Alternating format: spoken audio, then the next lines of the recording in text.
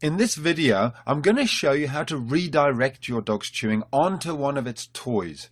It's almost impossible to stop dogs chewing. They love it, and there's nothing wrong with it so long as they're not chewing the furniture or your possessions. Redirecting is a three-step process.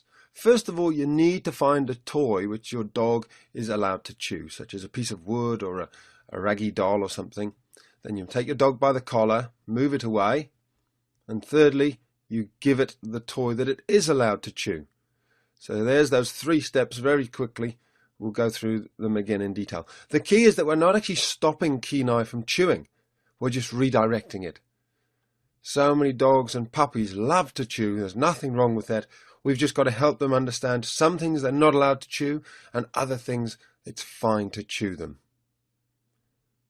Here we are a little bit later on in the consultation, and Kenai's chewing the table again. This is one of the big issues with Kenai. He's been chewing the table for several months, so it's a habit that's going to take a few hours at least to break. All we do is move him away very quietly and calmly. We don't give him any attention by speaking to him, and we simply redirect him back onto his stick. And look how quickly he trots off with it this time.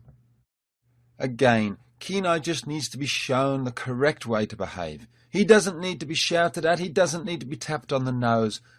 He just needs to be shown a kind and gentle way to behave correctly. As with all things, practice makes perfect. So take your time, stay calm, and just keep giving your dog the same calm, consistent consequences of actions. And your dog will get it in the end. If your dog insists on chewing the couch, after you've redirected them onto their little chew toy, then you can consider putting them into an isolation. You leave them there until they've stopped barking, and when they come out, they'll think twice about going back to chewing the couch. Make sure your dog knows which toys are its to chew by putting them into its pen or handing them and saying, "This is for Molly."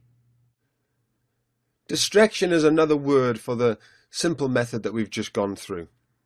Of course, it's always better if you can actually move the things off the floor. Here, there's some wire meshing and a box of nails lying on the ground. Gemma's getting stuck into them. We all leave things around, but if you can move things off the ground, do that. It's so much simpler. It keeps you sane, it keeps you calm, and it prevents the dog from ever even making mistakes. Set your dog up to win. All we're going to do now is bring over a little distraction, and you'll see how quickly Jenna goes, "Fine, yep, that's my toy. I'm happy to chew that. Perfect." Of course, inside the site there's a whole load more videos about how to stop chewing and mouthing and biting and stealing things.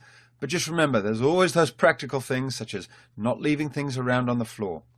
And the most important thing of all is establishing yourself as the pack leader. If you're not the pack leader, then of course your dog never really will take any notice of you, and everything will become a game.